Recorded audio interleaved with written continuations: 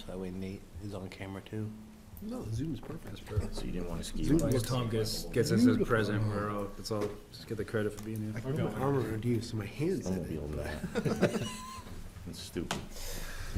We're on a 30 and brought out my deck. Great. All right, I'm going to call to order the Deerfield Recreation Commission meeting for March 6th. First item is minutes of February meeting. Somebody make a motion. I'll make a motion to accept the minutes. Second? Second. All in favor? Aye. Aye. Opposed? Any changes? Anybody, any corrections? I said first. Okay. Financial update?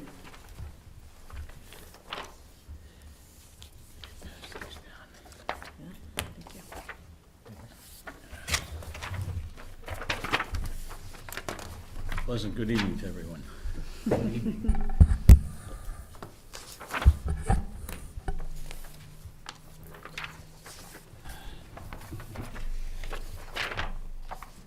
Pete and his people have been working hard to get everything squared away for the end of the year. You know, along with the fact that we made some changes here, that put them in a position to do some extra work this year, so it took them a little extra time. Thank you.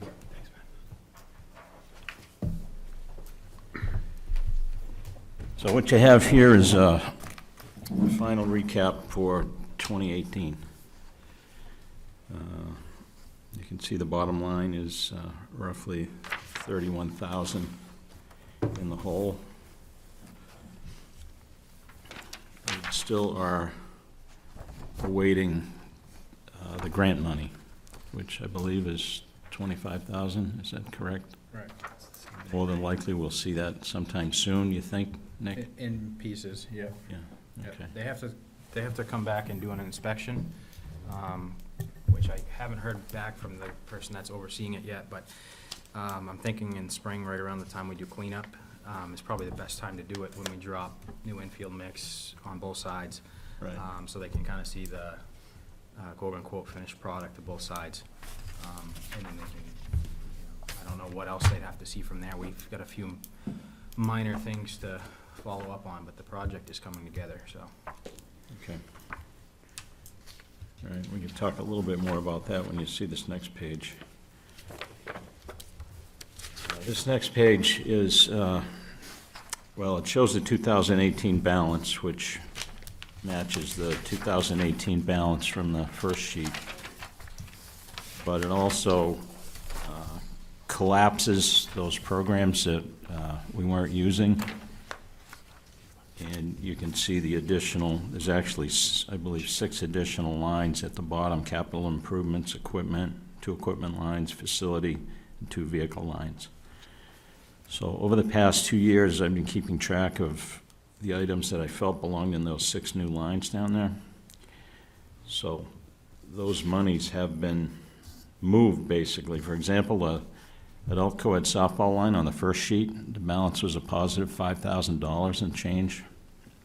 Now the starting balance is over $10,000 because of the fact that about $5,000 was spent over the last 2 years that was moved down into these other lines. So that money is down there now and not up top. So we did that on all the lines. So what you have here is basically a clean start for 2019. And you can also see the administration line, which is where Kevin's half salary is going to wind up, among some other things. Basically, that'll be the line for categories that basically help operate the entire program. So they're going to go into that administration line. And then the dormant programs, that represents those lines that have been collapsed out of the first sheet. So that's where that amount stood right there. Now, any questions so far? What were the new 6 ones? Is that 59 through 64? Those are the new 6? That's correct. Yeah. So, we talked about the grant a little bit ago. When that comes in, that'll go a long way in offsetting some of that money that's down there in those lines, because that's really where more than likely would go, probably to capital improvements. So that will be a big help. What makes something like adult co-ed softball so profitable? High fees? Sorry? High fees or what? Oh, I mean, I'd like to think the fees are pretty reasonable, isn't it? Over the years, it's been $40 or $50. I think they're 50 for in-town and 60 for out. Yeah, so Right. pretty reasonable, and, They haven't been moved in a while. yeah, and the expenses really haven't been all that high. You know, we went through some bats this year, but, I mean, that was just a small blip, really. You only use umpires on playoffs, That's correct. so that saves a ton, not having an umpire for every game. Yeah, we have umpires for just a handful of games, really. Right. Yeah. So, you know, as we've talked about many times, and you can see it clearly here, there are programs that carry their own weight, and there are programs and events that need to be supported by other things that happen within the program. So this last sheet, since we had numbers through the end of February, I thought I'd put together a comparison of where we stand this February versus where we stood at the end of last February. At the end of last February, there was a profit of almost $14,500. This year, it's a profit of just under $4,000. Now, got a little bit of background information that I'll throw out to you on some of this stuff. Let's go down. You know, a lot of things are pretty close. Some aren't. And there's explanations for some of these things. The trip line, 15, that $1,100 was for Red Sox tickets that were purchased. Now, last year, they weren't purchased this early, so it's just an expense that, you know, we had last year, but just not this early. So that's what's going on there. Now, youth baseball and youth softball, 16 and 18, those lines are up, you know, just over $2,300. And in talking to Nick and Kevin, we believe that is because the registration started a month early as compared to last year. So it's just, the money's just come in a little quicker than it did in the past. Youth basketball, that line is up to over $2,200. And it looks like the reason for that is last year there was like $3,200 expended for referees in the months of January and February. This year there was only $975 expended for referees in those 2 months. And the reason for that was last year and in previous years, the rec department had paid for the referees for a lot of the surrounding towns because Joe did the master scheduling, I believe is what happened. So he was getting everything done, and the money was being paid out of Deerfield, and then the other towns would reimburse us later. So that's what the difference is there. Let's see, senior programs, 27. That's up about $5,000. The reason for that is there's an anonymous donation made, and this is the second year in a row that it's been made, for $5,000 to the department, specifically to that line, to support senior programs and the fitness instructor program, right? Yep, senior exercise. Okay, so last year, again, this hadn't hit in the first 2 months. It hit later in the year, so that's why that's a big positive right there. The big one is the after-school programs. In an analysis of that, the payroll this year was like up just a little over 5% over last year, which, I mean, seemed to me to make sense because we had the wage increases, so you would expect a bump there. The concerning thing was the revenue. That's where we lost it. This year, through the end of February, the revenue's at about 21,000. Last year, it was just under 34,000. So that's, you know, a 38% decline in the revenue line in those 2 months. Pretty significant. At first, I was like, what? Why is that so big? Because, you know, thought we were kind of like jamming down there, you know, needing extra help and everything. And as it turns out, the numbers of kids that are participating is just way down. Deb sent me a recap of the numbers, and basically she sent me the registrations from last year, how many people were at the February vacation camp, how many people were in the after-school program in January and February. And basically that, to me, showed about a 20% decline in attendance over last year. So I was working on this today, and I'm still a little stumped because I don't know how a 20% decline leads to a 30% plus decline in revenue. I just don't know. I talked to Pete, and he doesn't seem to think there were deposits this year that were lagging behind, some money that should have been in there in February that didn't get in there until March. He didn't see a big amount of money in that area, so I'm a little stumped on that right now. And I think maybe we need to take a little closer look at that to see if we can understand it better, because I can't understand it completely myself. Dwight, can you just restate those numbers for 2018 versus 2019? Yeah, you're talking about the revenue? Yeah. Yeah, 21,000, just under 21,000 this year.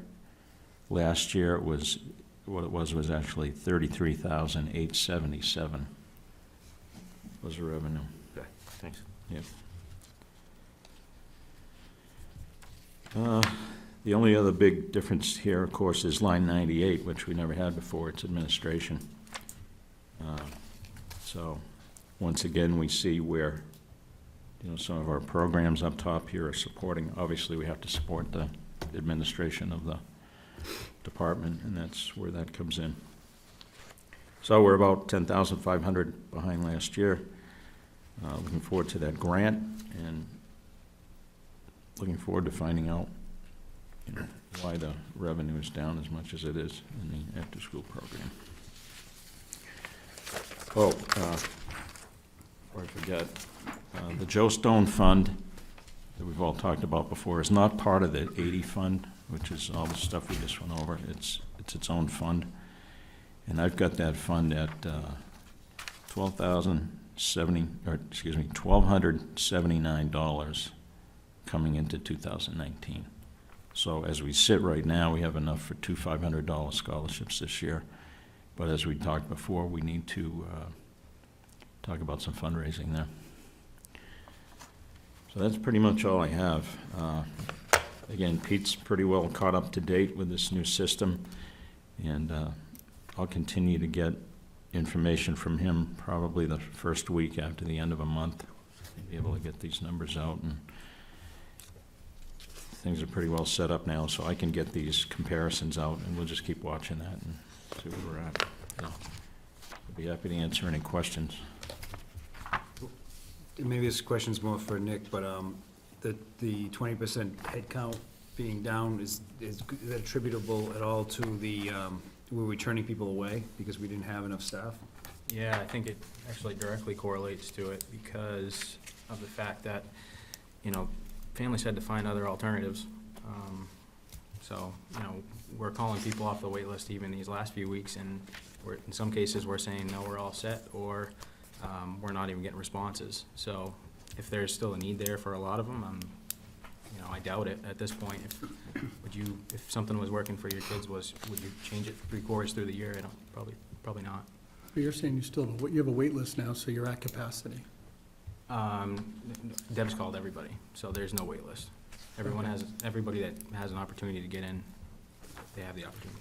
So I guess what I'm trying to figure out is if it's down 20%, how many more spaces do you have? Could you even get back to like the old numbers, you know what I'm asking?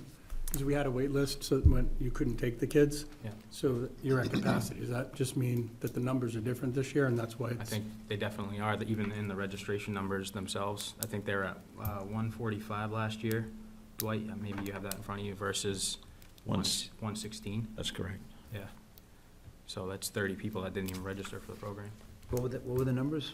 145 and 116 from 18 to 19. But how many could you have taken? Do you understand what I'm saying? Like, what was your max? Like, could have you We're taken averaging 130 up- if you had We're 130? averaging up in the high 80s last year, I think. Is what I can give you last- some numbers from January last year. No, I'm asking, like, what's his capacity, right? So is it a problem? Is it a capacity problem? No, it's Or not a is it a capacity. registration problem? No, technically, it's not a capacity problem. We had the fire marshals issue that statement to us, and technically, we can have upwards of 140 kids in those rooms. Do I feel comfortable with that number? Not really, but, you know, that, we could definitely take more. It's not because we can't take them. And we have the staff too? As of right now, yeah, Okay. we're in good shape in staff. So that's not the bottleneck. I think it has more to do with other people have just found their arrangements and sticking with them. And it also brings up a point we should, and we've talked about a couple times, is have a policy that says we're only taking whatever number it is, that, you know, Right. you can only have 120 kids a day here, or whatever it is. Yeah, and I asked Deb to narrow a number down like that. And we'll talk about it more to figure out what that actual threshold is, but, to go forward. We're already checking on staff, you know, and their plans heading into summer and into next year as well, so we hope not to run into that same again. issue. So, But, and to Dwight's point that the 20 doesn't match the 30, though, the head count is down by 20%, the revenue is down by 30, that's still an anomaly that's not explained. And, you know, is this something we should do, I mean, to explain it? Do we audit the finances in any way, like with an outside third party, or, I don't know if the town gets audited, if they spill over and they look at what's happening here for cash handling and. if I can add to that, yeah, and Deb mentioned that the patterns are different too with a lot of the kids. Some of them are coming less than they were last year, as opposed, instead of coming full weeks. In a lot of cases, they're coming partial weeks or a day here or there. So even though they're registered and they're coming in a given week, they're not necessarily coming that full allotment of time, which I think also affects it. But I don't think you had all that information to factor into your numbers. Maybe that's how we look at it a little bit deeper. Do you have that capacity to see that?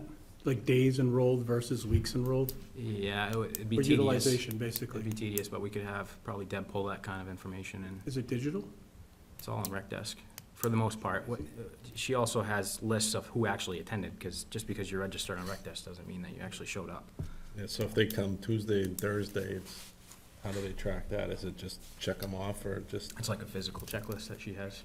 yeah, so it's not electronic, that kind of stuff? Well, that- yeah. You put it in, so I know when, like, our kids have sports some days, so then, like, our youngest only comes, was it Tuesday, Wednesday, Thursday, maybe? And so not here Monday, Friday. So that's where it's like, okay, she has a spot, but it's only 3 days, and it's a different cost. So if you're checking that off as you're only down 20%, but yet you're only paying a lower number, that's gonna drive your numbers down more. But that's digital, like, so when Tammy signs up for it, so that's what I was thinking, you should be able to pull that report, because that should be able to tell you what people paid for utilization, right? And that's what matters. I don't think we need the hard written thing. Yeah, We I think need- you're right. I think with Rec Desk, we could probably utilize that in just a checkbox per day, even if it's just taking the physical list and going back in and just checking the boxes, I guess. Because at the end of the day, it matters what they paid for, right? Like, Right. and so that's the way to track it, if we can track it to days. Yeah. Here's how many student days they paid per month versus year over year, that should help us get to that number, Yeah, but she doesn't use them. right? Okay. Yeah, to answer that question, yeah, I've been thinking about that, and really, what you have to do is you have to reconcile each attendee every day. And what does that represent? Is that $5? Is that $10? You know, because you pay a certain amount, right, for the week. Is it 35 for the week? 35 for the week, yes. So every kid that shows up every week, he's worth $7 a day. And somebody that just shows up on a given day without paying for the whole week, it's $10, right? So yeah. that individual on the list is worth 10. So I guess that's what you really need to do. You need to have a master list of everybody that's registered for a week and pinpoint their attendance every single day, and boom, you calculate, and that should tell you what you should have for that week. But you're prepaying though for it, right? So that should all be, so I know before she gets on it, she has to like log in. Well, And say that's 3 true, days. but, I mean, to reconcile between the bank account and what you should have in the bank account, that's what you need to do, really. You need to figure out exactly what you should have for money there at the end of the week or the end of the 2 weeks or whatever it is, and compare it to what you actually have. And you're right, I mean, the money doesn't flow in $10, Yeah. $7, it doesn't flow like that. But you need to be able to compare what is coming in to what should be there. You know, I was just thinking, because like lots of times, we'll pay, this is just us, we'll pay for it in case we need it, but the kids don't always come, but we've already paid for it. Right. Like, you know, and we're calling, I pay Deb, they're not coming today, she's got sports, she's got this, but we'll just pay for the month ahead, so we know it's there if we need it. Yeah. And then as our weeks come up, we're just like, we utilize it as we need it. So what I'm saying is what matters is the top line revenue, we've paid for that, so there's a spot for the week, even though she only comes 3 days, so that checkbox is gonna say, oh, you only use 3 days, but we're still, to reconcile for numbers, you're gonna wanna see just that we paid for the week. Yeah, good point. If you paid for the whole week, you're right, check every single day for that child, because it's being paid for. It's just you, because you do it by the month. I don't know how many other people do a month at a time, and we don't know a full Right. month, so we just pay for the month. Right. Do we have a committee person that's responsible for looking after the after-school program on that list of? Yeah, initially when we were doing the pay increases, Okay. Maybe we can get together, talk about that, because I really think that's important, especially anywhere you have cash. And I don't think they have a whole lot down there, do you? No, Yeah. it's mostly checks and stuff. We get Yeah. cash here and there, but I mean, we should know this stuff. We really should, It's our number one moneymaker, so it's something to watch carefully. absolutely. Yep. All right, I'm done, unless you have any other questions. Well, thank you. Yep. After-school clubhouse flooring.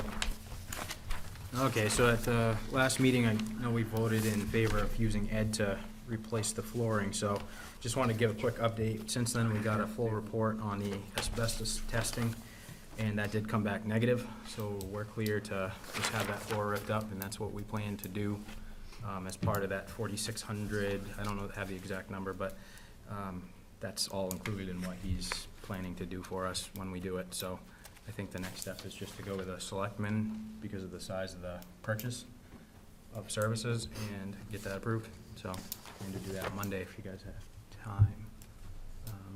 That was pretty much it. The other thing too was, we were talking about possibly getting enough material to do the game room right next door, and he does not have enough of that discounted material, so we will table that until later on. Is there any sign of asbestos? Is there any indication, or has that been checked yet? Yeah, they They did the just full said they did report the already. full. They did it. it's Yeah, done. there was nothing. Okay.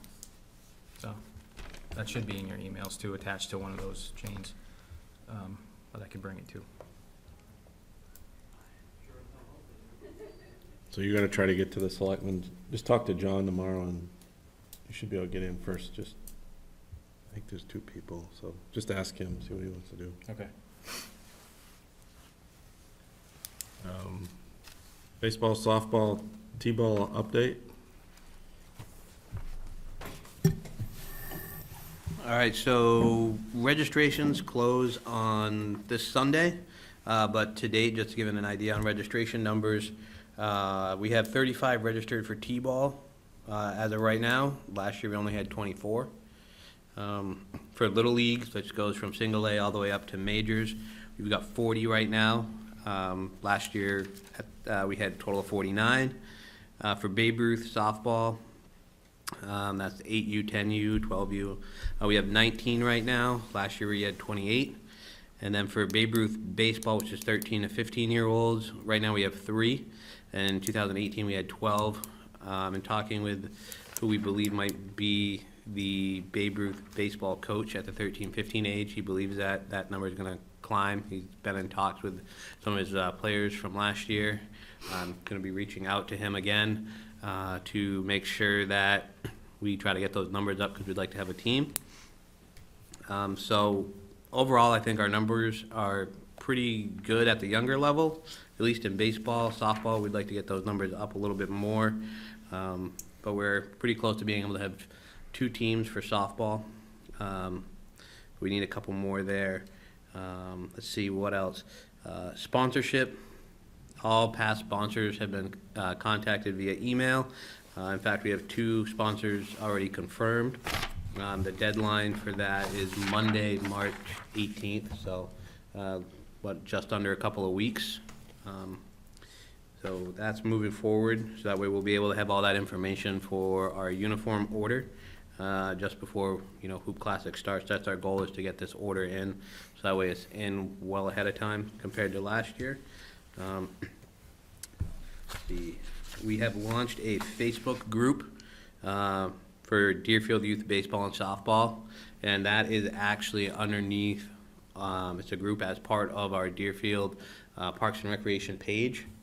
So that way, when we post on it, it's going to say that Deerfield Parks and Recreation posted in this group, and it's going to be our main, one of our main focal points in terms of communicating information to all the parents and families and everything about any cancellations and anything like that right there on that Facebook group, as well as any other important information, which I think will be a big help going into the spring season.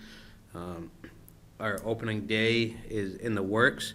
The exact and specific details for that are, in the works, like I said.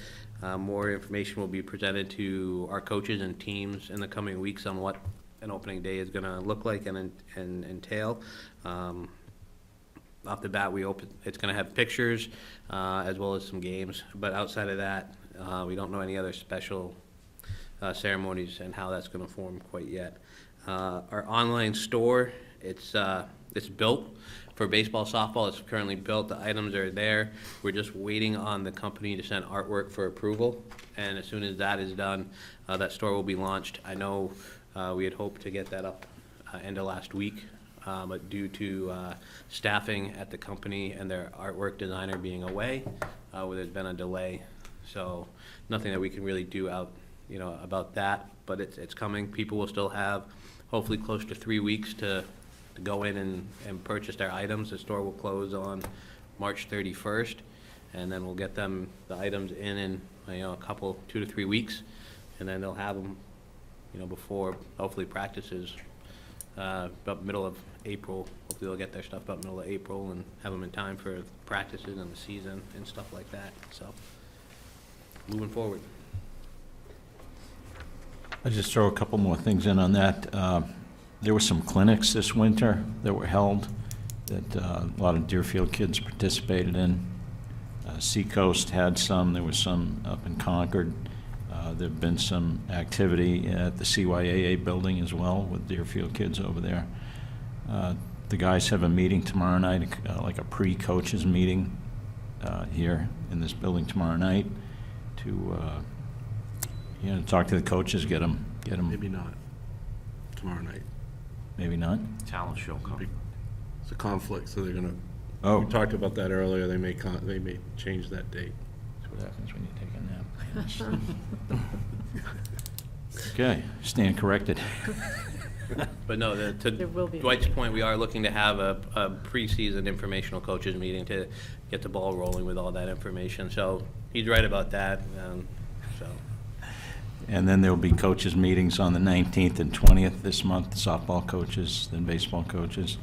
And one of the things that has happened in the department before has been a presentation by an EMT type person. John Dubiansky has done that, and it looks like he's going to be on that on the 19th. He can't do both nights, but he'll be available on the 19th So any and all coaches can come see him for a little bit and attend the respective meetings. And also, this year, there are league-wide evaluations for baseball for 11, 12, maybe some 10s down in Candia on the 24th. This is something that is a little different this year. Every town last year did their own thing independently, but now trying to get together, which I think is a really good thing, because as we look at numbers and I sit in those meetings, it's pretty clear that the future of youth baseball may look like a combination of towns getting together at different levels to put teams on the field, because not everybody has enough players at every level to do that. So it's happened before, and it's possible it's going to happen again this year with Deerfield at some levels. So it's important that the coaches get together and get a chance to see all the players, because that's coming. Thanks. Good job, Kevin. You too, Dwight. All right, Deerfield Hoop Classic update. Okay, so registration cut off on February 22nd. At that point, we had 40 teams, so that's a great turnout. Let me just jump here. The 40 teams is going to translate to 5 separate divisions, 3 and 4 boys, a 3 and 4 girls, a 5-6 boys A, a 5-6 boys B, and a 5-6 girls. And that should be wrapped up in 9 days on April 6th, if we have any luck with weather. So that's good. Starts when? March 23rd. Okay. So there's actually, if you looked at the schedule, if that was in front of us right now, it would basically show that that first week of April is all blank up until the championship Saturday. So if we get hit with weather at all, we should be able to squeeze it in and still finish on the 6th. That's the hope. So that's exciting. Switching over to the volunteers, I know last meeting we talked about producing a physical sign-up sheet, so we did that. Had that at practices, asked the coaches to reach out to parents face-to-face and see if they wouldn't contribute some of their time to help with the Classic. It largely didn't do so well. We had about 3 or 4 slots filled from doing that, so in the grand scheme of, I can't remember how many slots we still had left, didn't help very much. So I think that we should probably begin rethinking how we're doing the Deerfield teams for next year. I don't know what that entails yet. We can talk about ways to handle it, but What did we end up this year doing? I know we had a lot of discussion about it for Deerfield teams. Are they paying, not paying, or? we haven't decided that yet. So that's something that's up for debate right now, because as it stands, and I should have run through it before the meeting, but I don't think that any of the teams quite have hit a 50% or 75% threshold of support from the parents, which I think is what we were aiming for, is to at least have, the majority support of some slots covered on paper. But I don't think any team achieved that. I know Nate's made a great push with his team. Jeff has put it out there. But just in general, we're not quite shaping up, so. If we could get a count on that, because, I mean, what was it? It was 3 hours per family, per roster spot. It was more like 4 or 5. Yeah. The vote was It 3. increased. It was 4 or 5. I had it mapped out at the beginning. Oh, well, on that meeting when we voted on 3. Yeah, it shouldn't have been 3. Well, that's what we told our parents, because I texted it from the meeting. Well, even 3 would have been nice, but we didn't get 3. So my thing was, is if you got back to us, Yeah.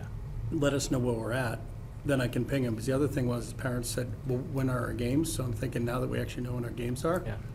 say, hey, guys, this is where we're at. We're either gonna have to pay or find someone to cover these extra hours to get us up. It was like 24 hours or something we had to get to give them a goal. And here's where our games are, if you want to volunteer while we're already in the building. Yeah. We just try to drive it up that way. Right. Yeah, that'll be a big push. Do you have the schedule for the tournament yet? Oh, yeah. It's done? Yeah. It just came out. Yeah, if you could share that, I think that's gonna be a big help, that people might be waiting to Right. know, my kid's playing Tuesday, I'll do his game and the rest of the evening. Sure. Yeah, we can send that out to the team. All the teams have it. Well, we have the schedule, but I'm talking about, here's the totals. there's a way to get the totals on, like, here's our kids, and then here's, let's take it back to the parents. Yeah, we can do it. There's only, oh boy, you can probably count on 2 or 3 hands how many different people are volunteering. Although I have one of my So- questions is I get Nate as a parent and I get Tim Griffin as a parent. Those And don't so count. It's really hard to ask them to give more time, right? Yeah. So I figure out how to deal with Yeah. that because, I mean, Tim's doing a ton too. Mhm. So that was one of the things Jason and I talked about. I was like, I don't know how to say, hey, you have to volunteer to ref after everything you're already doing. No, I think those guys are in the clear, but the rest of Okay. the team, No, I'm with you there. It's just, there are definitely exceptions for people that are already heavily involved in the tournament. There's no Okay. doubt about that. But as far as the rest of the teams, the vast majority of families aren't involved right now, so. so I would say just give us a total. Say, hey, here's this of your players and this is, so if we have 10 minus you two, that'd be 8 times whatever, this is how many hours and this is what you're short. And so you either get to it by this day or otherwise we need to have a registration fee. That's just my thought. Just, it's a hard number and it gives us a goal to shoot for, 2, you know when the games are and we can go back and just push on it and unfortunately they make their decision on what they want to do. But Right, yeah. in some ways, you already get your volunteers, so it helps you with your costs anyways. So with us being so close to the tournament, I guess I don't know what we're aiming for and if there's a, I don't want to say a penalty, but what's the compensation if they don't, if each team doesn't hit it? At this point, I think it's tough to initiate anything like that because it's so close to the tournament. I don't know how the other, so we rolled it out as if we don't get there, we pay, Yeah. but I don't know how all the other coaches rolled it out. Right. So I guess that's gonna be awkward if others didn't present it the same way. Right, yeah. Maybe this year we let it, do our best and let it ride, and then know next year, well, we only got 50%, so you're gonna pay half the cost. That was, that's something like kind that. of what I was thinking, because at this point, we can't really afford to pull anybody because they're not paying or whatnot. No. We need everybody to play, because the brackets are done. But going forward, I think maybe if we roll it out with the regular season basketball registration, roll it out as an addendum or an extra sheet for our teams. What are your plans for Hoop Classic? Do you plan on having your kid pay or play? Will you volunteer your time for it? Just make it kind of a checkbox theme. And if not, if you're not gonna volunteer your time, they should pay something, I think. Maybe extra on their registration or something. Yeah, something on the registration form or something, because, whether they volunteer or not, we're paying somebody to do it, usually, in most cases. Kevin and I, try to juggle 2 or 3 positions if absolutely needed, but, I think that takes away from the quality of the tournament and the product that everybody's getting when they come to our tournament, if he and I are stretched thin, trying to do a bunch of different things at once. So, I don't want the quality of the tournament to suffer, because we're running all over the place. But if you guys look at, I get 18 expenses, 18, I was just saying, look at the, I guess, basketball, maybe you build it in, so at the end of the season, you guys, as a committee, sit down and say, okay, where were we at with our costs, right? And basketball doesn't have a lot of overhead anyways, and so maybe you just look at it and say, what's gonna be the cost to run this tournament as part of the basketball program, right? And how would that affect tuition? Maybe you have to cover it with tuition the way it is. If not, maybe tuition goes up $5, but it's now included and you got rid of your headache and you know that the tournament's covered. The problem is, even if you had the money to pay people, you don't have the people to pay. It's a body. I mean, you need Different Need problem. the body. body there that, On that note, do we have people that are willing to, that you can hire? I mean, we lucked out last year with a few after-school staff that were able to run over after their shifts and help us out, but, a lot of those kids like Liam, they're gone to college and they're not coming back for the tournament this year, so. So we're a couple weeks out, right? Maybe that gets put on a priority issue to figure out, right? I mean, we're 2 or 3 weeks, there's 480 slots, if I remember, that we need to get filled? Yeah, it was, I don't have the numbers right Something in like, front of there's a me, lot. that's a lot. And we only have a percentage of that filled. but- Right, I think it was 77, 80. So about 400 hours of labor to find. I know the 8th graders are gonna be there doing the concessions. You know, they're still getting money for New York, so I don't know if there's more people.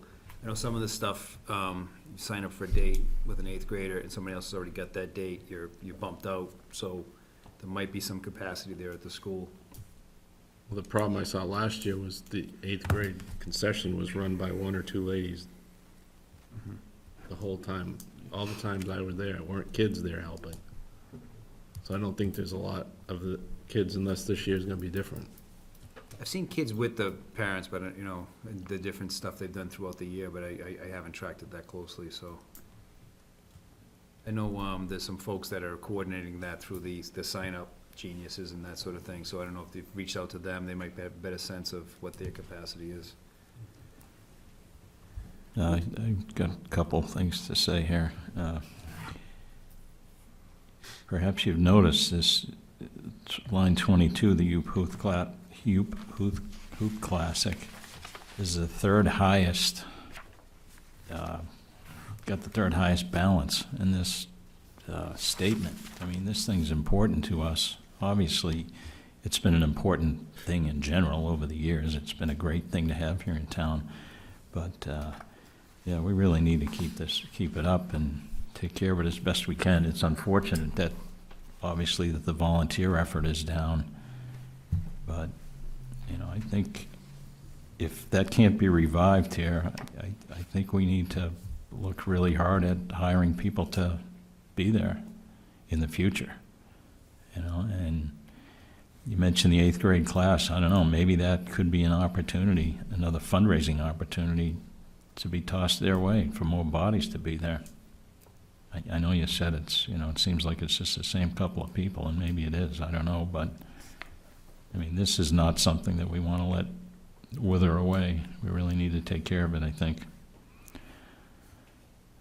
And, you know, sometimes you just have to pay for the help. So for this year, you're gonna put some numbers together and get it out to the coaches, like one more push and see Yeah, what we can do, and then, yeah, I'll send that out with the bracket so they can see the schedule where they're placed, and then that won't be anything that they can lay on, but, yeah, we'll do that. just send that out to the commission too, so they can, some of us haven't signed up for anything. Sure. Nick, one last question on that. What's the fee structure for a team? Is it reasonable? Is it low? Is it high? What is it? Where are you? Where do you sit? Compared to other, I think it's, you know, on the lower side. It's With not 200, right? high. Yeah, it's 200 per team for the tournament. Is You're that, guaranteed 2 games. how's that fall in other tournaments? You see them as high as 250, 300, For hoop? too. Yeah. And those other tournaments don't have nearly the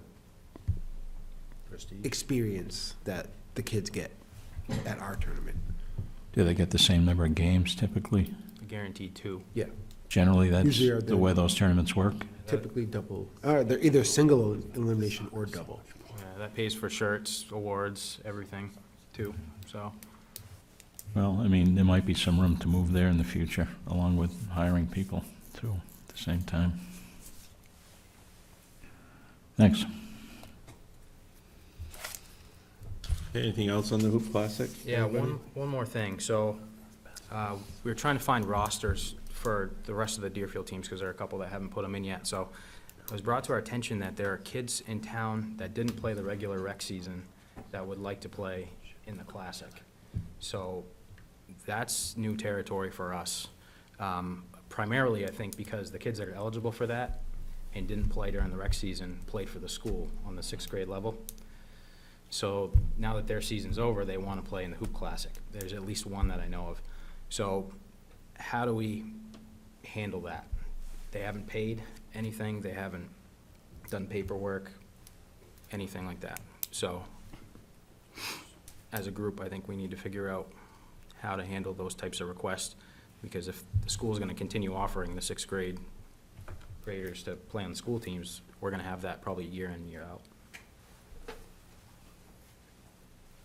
And that was just something that was brought to our attention the other day.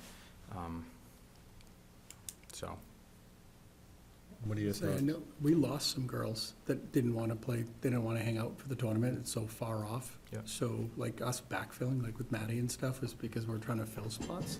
Right. And it's, because they looked at it as their season's over, right? Sure.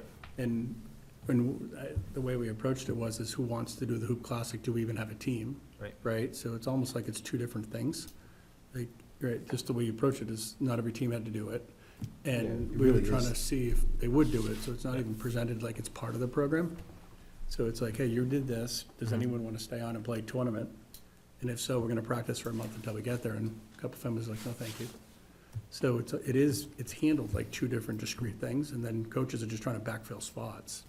Because I So I mean, would just say, 95% of the teams in this tournament, they're not rec teams. They're travel teams. They're Right. not all-star teams, but they They're, really kind of are. they're comprised of their Um, own towns, though, for as far as we know. Yeah, So and which, maybe two teams merge out of Newmarket or whatever town it Yeah. is, and they come in. But so I mean, I don't see the issue with getting Deerfield more talent to be a little bit more competitive. Right. I think it's a great thing. Yeah, I don't see an issue with it. I just want to know how to handle them. So if there's, they haven't paid anything, they haven't, we don't have any of their medical history or waivers signed or any of that stuff. So if with we a could do couple of, that. Yeah, I mean, you have to do the waiver. I just think there needs to be a process in place, and I didn't want Yeah. to go ahead and do that without everybody's input. Last year, you guys did a paper waiver when we did futsal and stuff. Like, the parents came in and they filled it out that way. It was just a hard copy. Yeah. Yeah, we have waivers. We could do that, or is it easier if you guys want it online? Can you set them up through Rec Desk, so it's like a zero charge, like, but they put their information in, so you have all that with contacts, and they're checking it off digitally, just so it's easier for you to track and not lose a piece of paper, or have to collect the piece of paper from a coach. Not me, I'm not You that don't like coach. giving it, do you? What? I'm not the head coach, I just know that you've been tracking us for paper. Well, it sounds like you'd be willing, and it makes sense, like Jeff says, that it's two different programs in a way. So if somebody wants to jump in and do it, Right. but as far as the waiver, you sign it when you sign up. Have a registration form, they sign it, they sign a waiver. And the fee, they're not, you're not gonna charge them anything if the team's not getting charged, so. Right, but in this particular scenario, we don't even know if the team should be charged. I mean, So handle you that, just- so, yeah, handle the team as a team and the player as the player. Right, whatever we do the team, we treat the player the same way. Right. Do you know what I mean, just treat it as two different decisions. One is, do they get to play, and then the other one is, how do we treat the teams? You know what I'm saying? Like, Well, if we're they gonna can't, charge they teams- can't play unless their parents sign up for all their volunteer work. For the 400 hours. 400 Right. No, it's only, if there's 80 of it's covered, That's so right. it's, And 20. I'm just saying, you have to treat all the kids the same. But, I don't know, what do you think? I would think doing digital, or when we, when we do the, is there a way to do the roster when we sign up for the tournament? I know with like soccer tournaments, when the coach signs up, if it's not like a Seacoast one, if it's GPS or someone, we get a waiver form that gets emailed to us, and we have to go on and digitally do the waiver. Yeah. So it's when the coach puts his roster in and there's a contact email for each kid, whoever that contact is, it just pings that parent, and you have to digitally go on and take care of the waiver for the tournament. Right. Yeah, I mean, we could set it up. My concern is it's so close to the tournament again. How many, it's not many, 4 kids. I know it's Maddie, Emily Griffin. Okay, so that's more than I think then, because we were only approached about one on a roster. So I talked to these guys. anyways, one or 10 or whatever, we just need a process. I think that's. So you got 4 kids, do the paperwork this year and then Yeah. explore the digital option next year, right? Absolutely. Makes it. Are there any at the boys level, is Conrad? Yeah, Connor's interested. Because I'm with Jeff, I lose paper all the time, so going down that road is the best way to go, but for now, why change it? Yeah. I'd say let them play.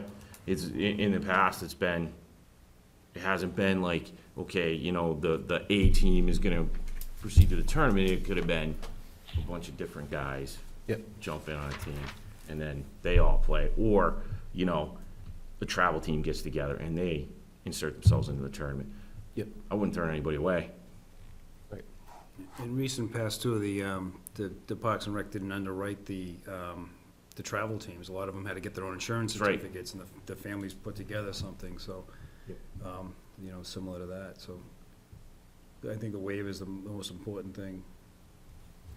And if we have paper waivers, I can get them, I'll sign mine whenever, but I can get it to Tim Mhm. whenever you need it. Okay. That's it, right, Jeff? Just those two for you? And then, Yeah. I think- yeah. And I don't think there's any other kids. So it's only two? Or is it? Two for the girls, 5'6", and one for the boys, 5'6".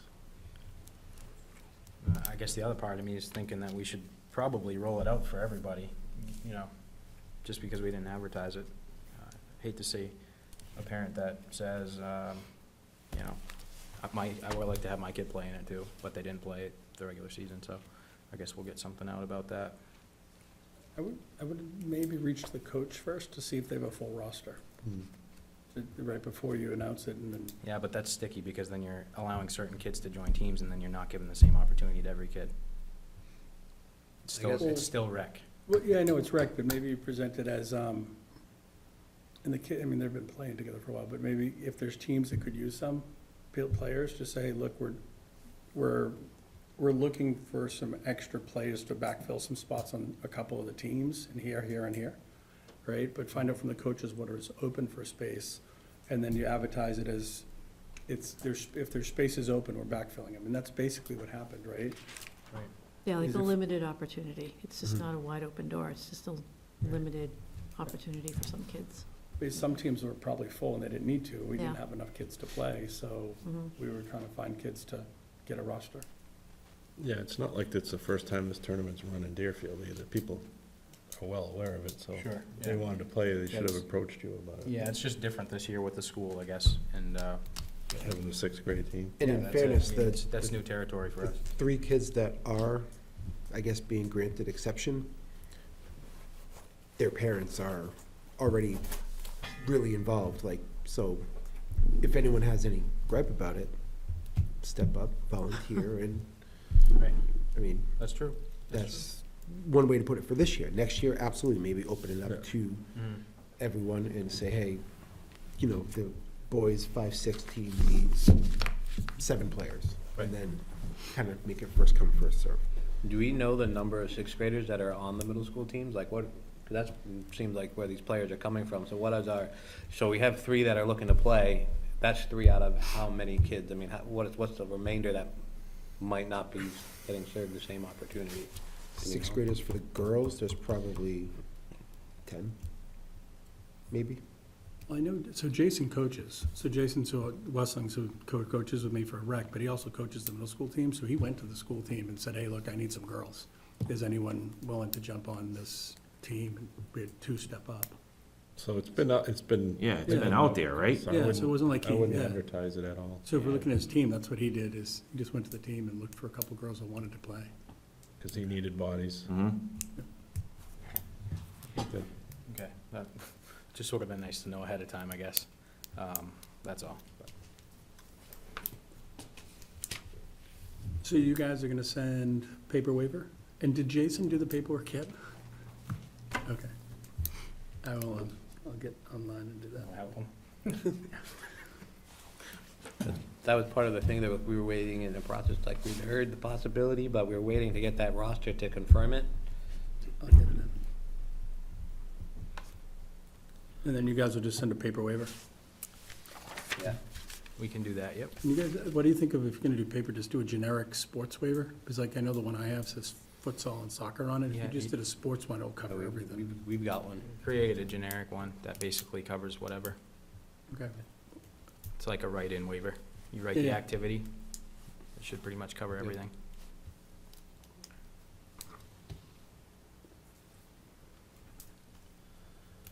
All right, you good with the Hoops Classic? That's it. Actually, one more thing for that. Are we opening up an online store? Sorry. An online store, or are we selling shirts? We'll sell sweatshirts? the extra shirts that come in from the big order, the bulk Okay. order. That, we'll have like a table or something. Oh, yeah, Right. yeah, just like last Okay, year. just T-shirts, or do we have long sleeves, do we have hoodies? Just T-shirts. I haven't heard requests for anything else yet. Yeah. but- Okay, okay. I mean, That's it's good. not a bad idea. I mean, I don't know, maybe there's a way we could try to set something up, and put it out there. Maybe it might be too late for this year, but maybe Yeah. something to look for you know, future years, Okay. so, Like do an online store maybe, like.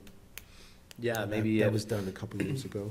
you know, if people want a sweatshirt, you know, that's something additional, I think, you know, we advertise it out, every team gets their t-shirt and Yeah. whatnot, so, you know, if there's extra additional stuff, we can advertise the store. If you want a sweatshirt, go get it. If you want a long sleeve shirt, you can go get it, as long as the screen print is all the same. You just gotta meet the minimum of 12, and then they'll just print them, and then they'll get shipped right to their house and everything. Perfect, okay. So that's something we can maybe look at in the future. Just don't know if timing-wise for this year, though. No, I'm done.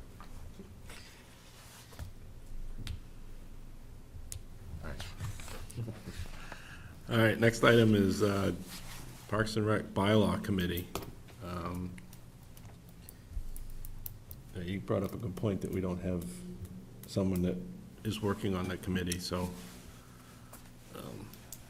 anybody interested in signing up for some bylaws together for this committee? I think it'd take, you know, at least a few members and a couple of working sessions at least to put it together. I've already begun to research other towns that have them in New Hampshire and outside New Hampshire, and there's a lot of information on them. Some of them are a page long, some of them are 10 pages long, but everybody, you know, most should have them. So, you know, it just kind of gives us guidance on where to go, what we're aiming for, and so forth, so. I'll help. I mean, we are, If it's other people, I'm I mean, not. we are down 3 people tonight, too, so I don't know if we want to. Because this actually goes back to an email I owed you. So R&R just roles and responsibilities. So like in our company bylaws, our chairman of yeah, roles and responsibilities. So our chairman of the board's roles and responsibilities are defined in our bylaws. So it says he's an assistant to the CEO. You know, he speaks to the CEO on a weekly basis. Then here's your finance. So all of that's in your bylaws. Yep. And believe it or not, a lot of nonprofits are very similar to corporate. Your bylaws and what those roles would be. So the chairman's roles would be in our bylaws of like, this is what the chairman does, this is what you're, you know, he doesn't vote unless there's a tie. Like, all that's spelt out in there, you know, that it's who sets the agenda for the meetings. Typically, you'll work together on setting an agenda for the meeting that takes you to the vision of the Right. Park and Rec. Yeah. Nick, all I that think, goes yeah, together. I think Nick's on the right path, though, to borrow, we don't have to recreate the wheel here, to borrow some sort of format. You know, you speak to like the authority, the members, the, you know, officers and staff, meetings, and what you do if you don't That's it. attend meetings, and that sort of thing. So the format is probably, there's probably a lot of boilerplate out there. I guess the thing is, we'd have to figure out what we want to adopt for our rules. Right. You know, what, you know, so, I'd be happy to volunteer for that. I don't think I'm assigned to any specific committee at this point, so. I know I, thought about helping as a second on some of these other committees, so if that, You want to take that on, and Jeff will help you, and Sure. maybe Katie or Ryan or somebody. Yeah, that's exactly it. And on that same note, I was thinking what I would do, and I haven't done it, is I can just do the R&R for what the chairman does, and put that in and have that going for what I do, and then you know, we can decide if the next one's gonna do the same or different or whatever, so. But have it as a Just basis little to bit of, start like, with. Yeah, what's your time, like, Yeah, you know, you ever talk to Nick before meetings, like, to help, hey, where's the meeting going, what's the agenda? who's What are taking our notes? priorities? Yeah. there is some, there is some history through the warrant articles that show that there's been some try at development of what, what the mission should be of this group, or even the director and the different pieces. So I think at some point too, whatever we have is gonna have to go to the select board or to a warrant article or something to say, okay, these are the rules by which we're gonna play with, like even the membership count as to what that is. Right. So, just rather than go back and try to figure out what everything was, maybe what we want it to be, and then go get the necessary approvals and memorialize it so that we're in a good spot. Thanks to you guys for jumping on that, and I totally agree. Keep it simple, and like you said, you don't need to reinvent the wheel. There's plenty of stuff out there, but we just need to tailor it to our needs.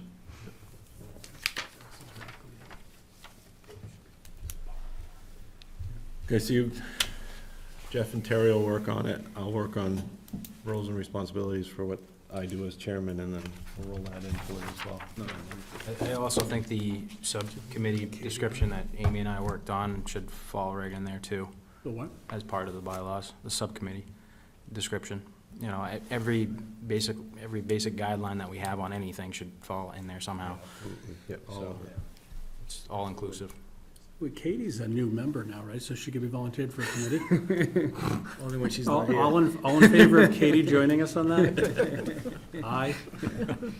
Taking notes, Jeff. I'm not getting on Yeah. Katie's bad side. No. We want Katie to keep the notes going, so. Yeah, 'cause I don't wanna do this anymore. You ready to move on now? Anytime you You want. could have just had a recorder and sent it to her. Done that. Okay, so we're good on the bylaw committees. DPR logo proposal. Yeah, so attached to all of your agendas should be the proposal, if you hadn't had a chance to look at it yet. So this is a contact that I have that, do you not have one? No.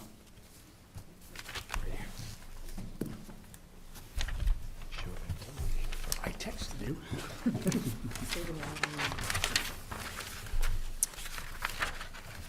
So this is kind of like a first, this is a full proposal really to construct a logo on behalf of our department. So I think a logo in general is just gonna be good for our image. It helps us establish an identity. We don't really have anything like that yet. At the tops of our flyers, it says DPR presents, it's just words. On some of the staff shirts that we have, it's an acronym, DPR. I think we can spruce it up a little bit, and take something with us that, you know, is gonna be good well into the future, and it's gonna represent the Deerfield Parks and Recreation Department proudly. So this is something to go off of, as far as what a proposal would look like if you're working with a professional artist. You know, I think whatever we go with is it's gotta be clean, it's something we're all proud of, like I just said. And there's a little cost to it, but I think overall, if you're thinking about the longevity of the logo, when it's all said and done, it's gonna be more than worth it. So I guess we'll open that up to discussion. Thoughts, comments? Well, I agree. I think it's a great idea. I think it would be good to brand the rec program and have something that's consistent throughout to sort of identify what different events are tied to. And this would go on everything that we do. I mean, everything from marketing, publications online that reach social media, our website, you know, beyond staff apparel, everything you can think of that has anything to do with DPR should feature our logo, I think. It's like everything, you know, you look at Nike, McDonald's, their mark is on everything that they do. So it's kind of the same concept, just to kind of get our identity established and our name out there. Yeah, I like the idea too, but I think, I was thinking about it, and I was almost thinking, I wondered if it'd be fun to do something with the 8th grade art group and see if someone would come up with an idea. I don't want to use that as the basis. I would use it as the basis and then have someone refine it. It would be more community involvement with, you know, with the kids in the school, or, my idea was the arts program. You know, I don't know if there's kids in the after-school that would like to do it, or how we put it out as a kind of a contest to see what people want to do, or the kids want to do. I mean, I'm just thinking out loud. If you didn't do it that way, Nick, could you do it the reverse? Where it looks like we get 3 to 5 logo options and maybe let the kids vote on it? If we, you know, kind of just Yeah, the opposite of that, but still have the community involvement. yeah, and that was another thing I was thinking too, is, you know, she's kind of got it laid out here step by step. You know, versus, like, we're involved in every step of the process as this thing is developed. So, you know, whether we do start like with an idea, you know, use the 8th grade class as like a, you know, whatever we come up with, if it's voted on, you know, and we give her that to work with, maybe that's a possibility as well. But yeah, she's involved, she's giving us options, we have choices, we have a lot of say in this, so full control. But this is what it will look like if you're dealing with a professional. And, you know, I think we owe it to the department to be professionally developed if we're gonna go ahead with it, in whichever order we do that. Yeah, we don't want to throw something out on a napkin and say, here we go, so. Right, right. Absolutely. Is she open to that type of suggestion too, like Jeff had, where if she takes a child's design and can make it, you know, obviously the professional quality that it needs to be? Yeah, Is she open to that? She came right out to me and she's like, do you have any idea of what you vision it to be? And I'm like, personally, that's why I'm looking to you, because you're the artist here. I have no artistic ability whatsoever. So, yeah, if we had an idea, I think she'd definitely work with it. So either way, she would, or not she, but some professional would be incorporating this. We're not just gonna take a kid's drawing and rip it off onto a bunch of T-shirts. Yep. So if we get it accepted that we're gonna end up paying, you know, roughly $800 for this, and then we can go either way. I like Yeah. Jeff's idea of just having the kids involved one way or the other, where they can either vote or draw and submit. I think this has to go out to ask for other proposals over $500. Right, but whatever, I- that as long as we're I think we accepting gotta that ask it's gonna John. cost us something. I don't know what it is. I can to be double honest check with you. Just double check with him. It could very well be 1,000. I think it is. So one of the things you're hitting on, because we've done a logo redesign twice now at the company, it's a pain in the butt. It's a lot of work, depending on what you want it to be. I mean, McDonald's is McDonald's, but like, there's so much money spent behind, like, the minute detail of that. I mean, Roboto font, like, I couldn't believe how much went into doing a stupid logo, because I was like, I just want a new presentation to raise money. And we spent weeks, granted it's for raising money, but it was like, just picking the font and the feel, and like, so it can go to a direction of like, professional of work going into it, but where do you want it? Do you want it on a T-shirt, or do you want it on a website? Were like questions I had, and I was like, what do you mean? And they're like, well, you can't embroider that logo, but you can embroider that logo. That logo is gonna be better on a website, that's gonna be better for a slide presentation. So there's a lot of work up front that we had to do of just questions. And you know, what was the feel that we want? Do you want corporate feel? Do you want a fun feel? Like oranges, reds, blues. It was just, to me, it was like, I'm not an artist, but it was a lot of questions they had. And there's a bunch of upfront work that they sent us home because they're like, you're not prepared, like, for this. So, you know, getting a feel for what do the kids want, and that's one thing. But then, is it professional, like, or is it fun, right? And deciding, do you want a fun logo, because that's totally different than a professional logo. Like, we use a Federal Blue, which is very conservative, business-feeling, confident-building logo, versus I'm trying to instill fun and playfulness in our logo.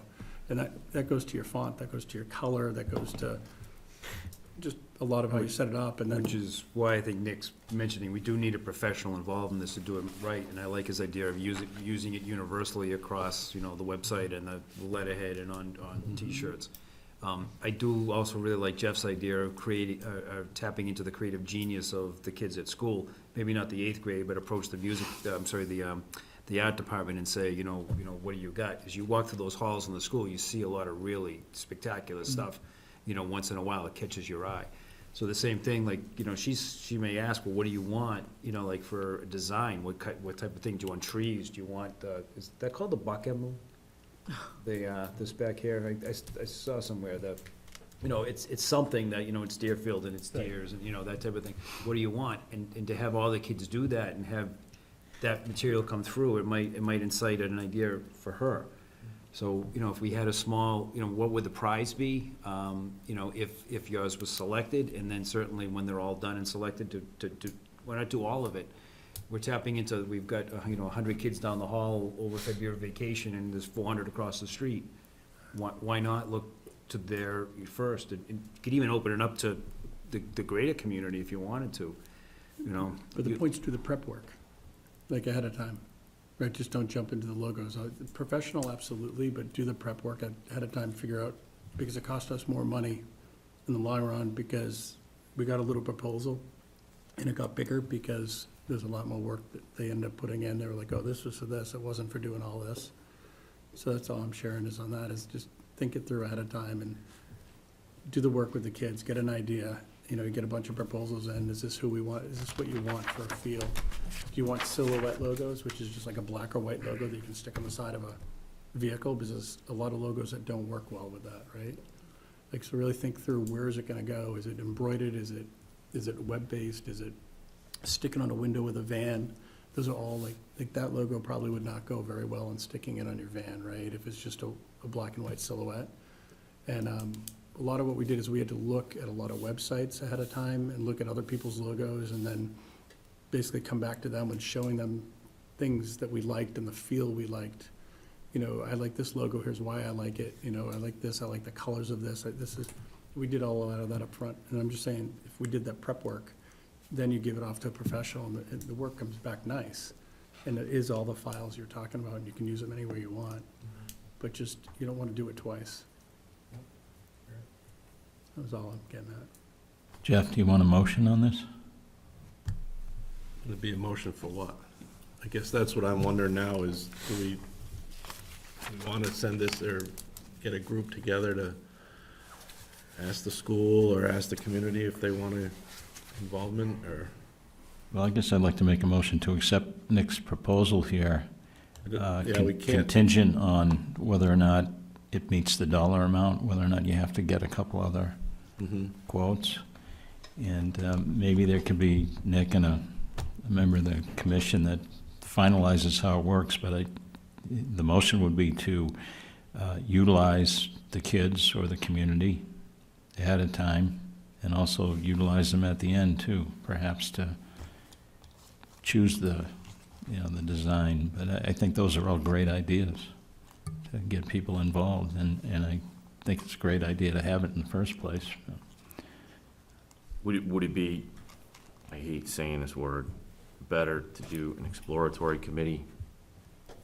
Because there's a little bit of background work involved in getting people over to school, presenting to the kids, and then sort of figuring out what you want to get down to the artist.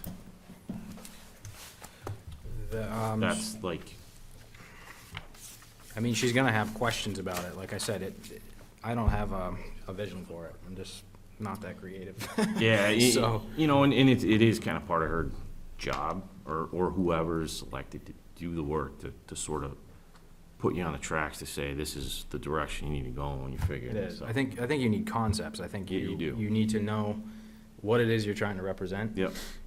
And you let her know. So if you don't, She's gonna give us, Putting it on too. if you don't end up getting some of that stuff done in the background, like what Jeff was saying, you might end up kind of messing up, and then maybe a committee might be the way to go with that, a subcommittee, Well, the other part or of temporary. knowing what you want, we realized that some of the designers weren't for us, right? Because once we knew more what we wanted, we actually we saw some work that looked beautiful, but we realized at the end of the day, once we started doing the process, oh, they're not for us, that's not what we're not looking for, right?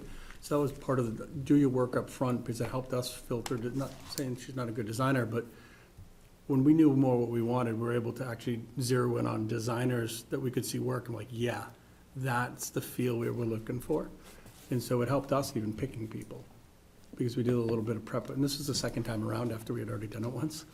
And that was where you do a little prep work, you figure out who you want to be, you look at some of the pictures, what the feel is, then you look at the designers, and we're like, okay, these designers are doing things around like what we want, feel, look, appearance, and then we got bids from them. I don't think we're gonna take a picture and say, this is the one we love, and you have to make this work, and all the things is to just to explore and, let the kids submit stuff, and then she can review it and say, I can do this easily, I can't do this, Yeah. this will cost you more.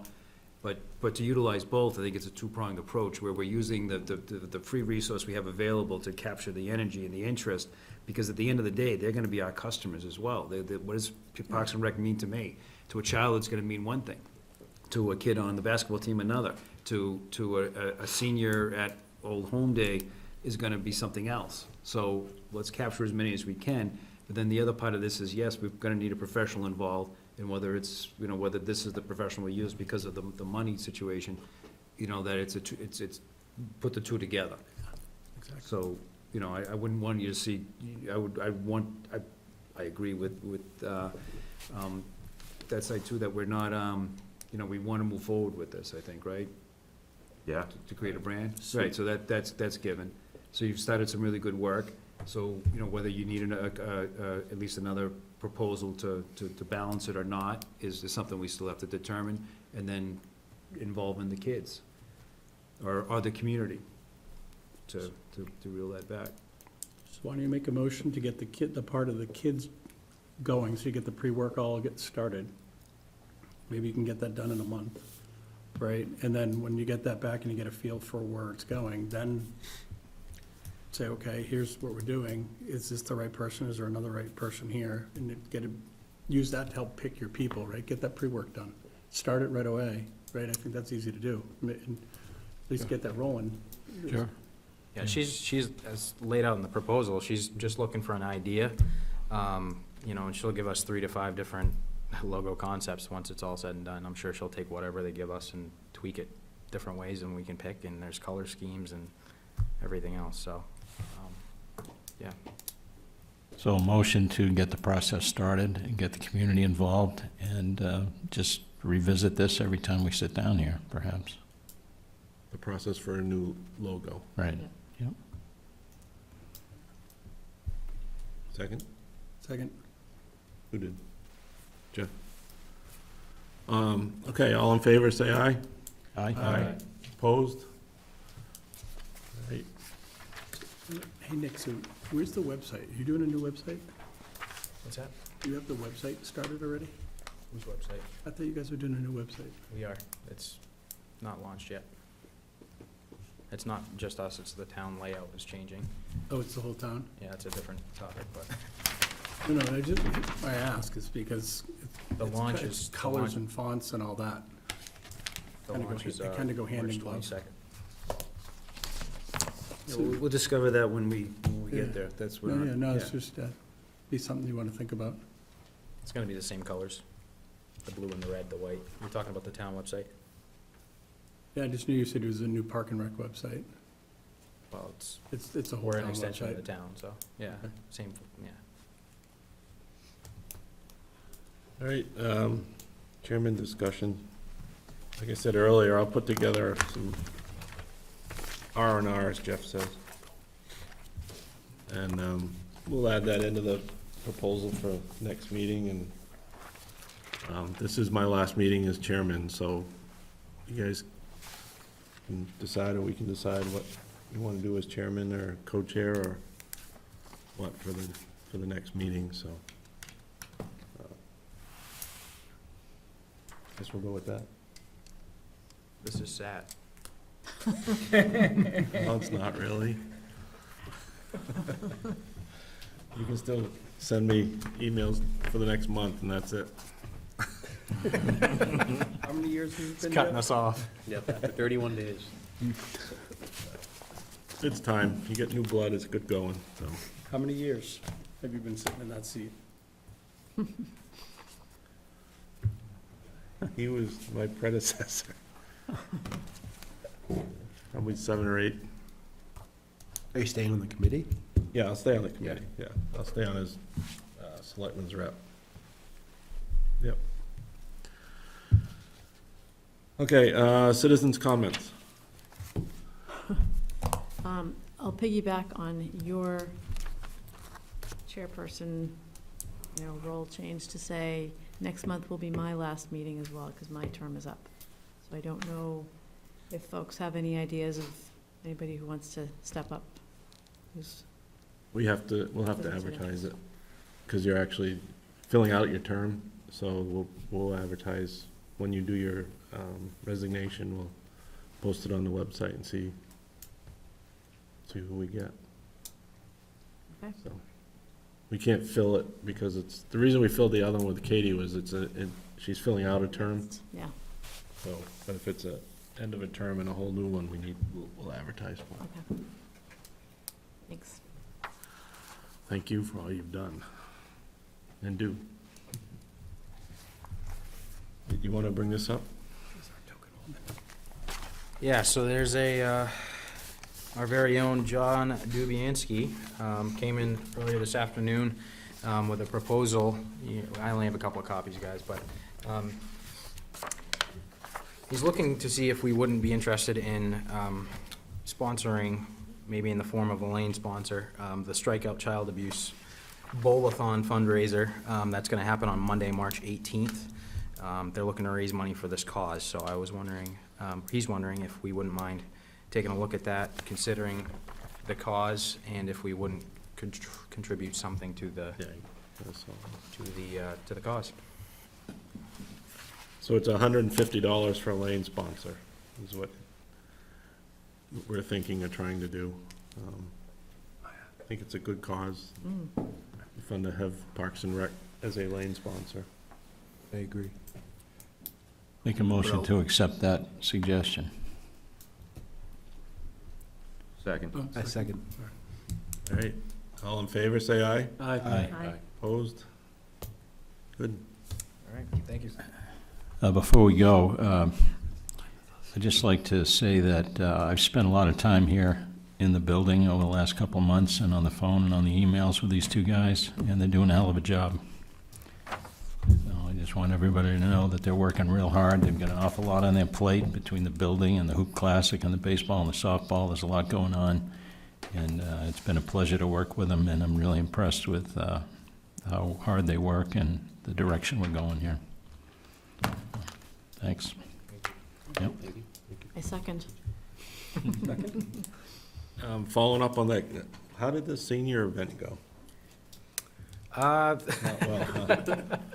The first one was a little rough. I mean, we turned it around in a little over a week, so it was a quick turnaround.